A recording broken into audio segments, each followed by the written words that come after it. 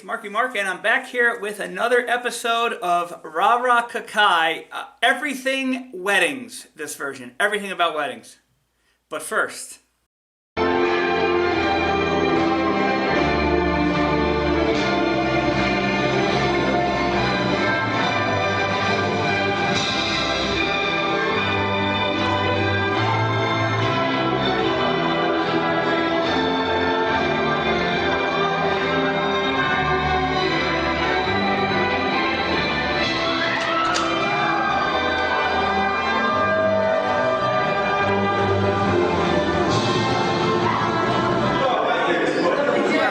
This is my final shoot with the COVID haircut because business is reopened, as you know, and so I can get my haircut tomorrow. I can't wait to go see Brittany. I'm very excited about that. It's been 2 months since my last haircut, so that means I also have to shave too. So my tribute to Kenny Rogers is over, and we're back to summer. I can't wait because I've been sweating all the work I've been doing. It's just very hot, but everything is going to be moving forward. So, in regards to weddings, the series of RaRaKaKi that are dedicated just to weddings and special events, we're going to offer up some advice and tips, for wedding planning, coupled with some humor and, of course, the typical RaRaKaKi fun as well. As always, we'll be spitting out karate chops and kisses to everyone who's earned them, of course.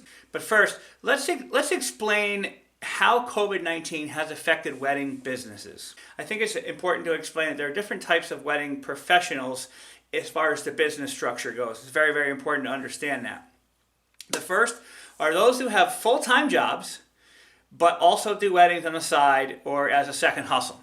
So that's going to be, for example, someone like a teacher or someone who maybe is a doctor or a nurse, whatever, and then they, are a photographer on the side or they're a florist on the side, whatever it is. But the weddings are not their mainstream income. Those people haven't been impacted the way other people have been impacted. Not saying they haven't been impacted, but if they're spending more than what their regular job allows them to live on, then that's their fault. Okay. The second is someone who works as an employee for a wedding business.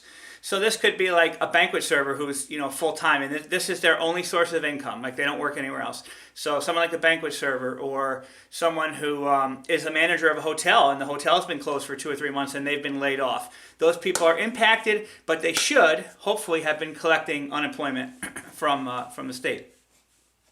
The next are those that are self-employed and only do weddings. And they do them, like, usually under a DBA or, sometimes people even do it under the table, who knows. But these are the people that are impacted the worst because they have to apply for the pandemic insurance because they're not an employee, they just own their business. They have to apply for that pandemic insurance, and that's really, I guess it's been really hard to get. I know people who are still waiting, and it's just crazy. All right, and then the last kind are the ones who are self-employed, again, just like the third category, but we're actual employees. This is where I fall. So I work for a corporation. Yes, I own a corporation, but I work for that corporation, and I'm an employee. So it's a different structure, and realistically, for those who fall into that third category, that self-employed working as a DBA or something like that, that's your only source of income, you really need to look at getting incorporated. You really need to look at speaking with your accountant, your attorney, and getting those things squared away. Okay, so those are the four different kinds, and obviously the biggest impact has been to Group 3 and Group 4, but really Group 3 because they can't collect unemployment. They have nothing to collect against, or very little, but they have to go for that pandemic insurance, and it's just been told it's been super, super hard. So at any rate, that's the types of businesses. Now, let's focus on Group 3 and Group 4 because they are kind of one and the same. They're just legally they're set up differently, but basically same thing. They're making 100% of their income off of weddings. So if you have booked a wedding for, let's say, this May, and you're going to postpone until next May, let me just explain how that happens. Now, most people take a deposit, retainer, booking fee, whatever it is that we get. And then, for the small vendors like the DJs, the photographers, the officiants, we're usually not requiring very many, if any, payments at all. And then as you get closer to your wedding date or like a week before, you make your final payment. Okay, and that's what helps keep that vendor going. So It's still good to make those payments whether the vendor's requiring it or not, because that income, they're counting on that income for 2020. If you take your wedding and you push it out to 2021, that brings that income level down considerably. So just, good advice to ask your vendor, are you requiring any additional payments? But even if they say no, and then, 2 or 3 months later they reach out, hey, can you make a $200 payment? Can you do a $300 payment? If it's going to help them, absolutely, because they helped you. I mean, everyone's working this together, and so far, all the reports I've seen from most of the pros, everything has just been, fantastic. So that is definitely, working together and making things happy. So we've got kisses going out to all the clients who are still making payments, or only postponing and changing dates, not canceling. That helps us more than those Group 3 and Group 4 people. All right, kisses also for the pros who are honoring new dates and old deposits. Like, that's a great thing too. I have heard stories around the country where people are not doing that. And, who knows? I'm not a lawyer. I don't know if legally they can do that, and I don't know. So anyway, but, definitely kudos to everyone who is, again, working together and making everything happen. I think everybody understands what's going on. Also, I want to show you a few things that some of the wedding pros that are out there are doing, and some are doing for fun, to kill the time. Maybe they're in a good financial situation. Others are doing to supplement their income for that lost revenue that they're not able to make now. And when we talk about weddings and special events, weddings are one-up events. They happen once usually, and so if you're changing that date and that money's being pushed out, they didn't lose the money, they just don't have it now. But corporate events, rentals, things like that, those things, like if that event is canceled, and most of them are, that's lost income. So, it's really tough for some of these pros out there who are in this industry, the service industry, and those events are canceling. It's the roughest situation. So, but let's take a look at what some other pros are doing, for example, right here. All right, my friend Sean, outdoor cinema movie nights. That's a very creative way to get your products out there and still be able to take care of people in small groups and things that are allowed. Johnny Kelly, the yard card there, very creative for, again, special events.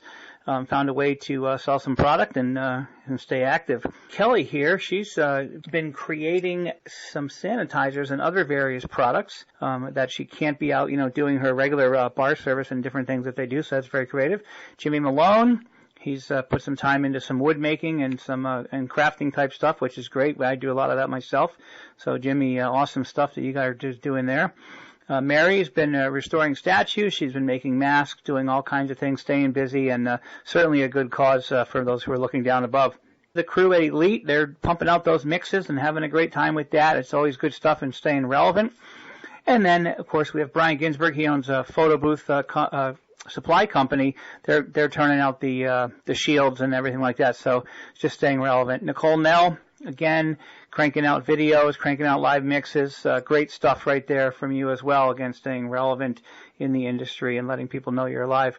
Tara down in New Jersey, she is like the mask queen. She's making all kinds of masks, and as you can see, in all kinds of different flavors, we'll call them. All right.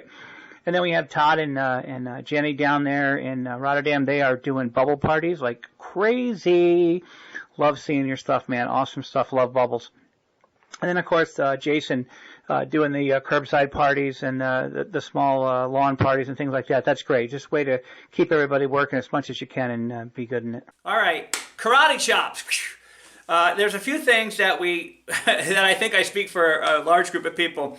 If we could get our government, our governors, our presidents, or whoever's making these decisions, to outline specifically what the terms are for weddings and use that verbiage. Like, I want to see the word wedding. I want to see the word birthday party. I want to see private venue. I want to see public venue. I want to see that. I want to hear that, because I'm looking at all these websites that has all this phase reopening stuff, and it doesn't say weddings anywhere. Just put the word weddings in there, or as weddings or something. I think we all want to see that, because we're all wondering, well, does that qualify for us? Does that mean we can do this? Does that mean we can do that? Plus, you've got about, I don't know, a gazillion couples out there who have planned weddings and companies who have planned parties and everything, and we want to know.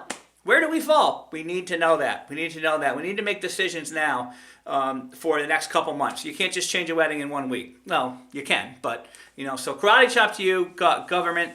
Please put the verbiage of weddings in there. Pros, karate chops to the pros who are sharing political views right now of everything that's going on. You need to stop that. We've talked about this before in the past. You got to maintain that happy, positive vibe. It's okay to feel a certain way, but when you are sharing that publicly and then it's connected to your business, you're going to take a hit. You're going to take a hit. Trust me, promise me, someone's going to hit you somewhere. All right? So don't do that. If you want to be a guest speaker, let us know. There's going to be more episodes about weddings. That was just a brief explanation of how the wedding industry is impacted and some of the things that people are doing to stay active. So we'll be back again soon with more wedding-related stuff, fun stuff that's more geared towards the couples getting married and things like that. We're going to show you some really cool stuff too. We got a lot of things planned. But if you want to be a guest speaker, let us know. Just go to allwedoisepic.com, use the contact form, and fire it right away to us. So with that said, I hope everyone continues to have a great beginning of June 2020. It's here, and we will see you again all soon. Take care. What's your name? What's your name? Do you have ID on you? Excuse me, sir. Can you identify yourself?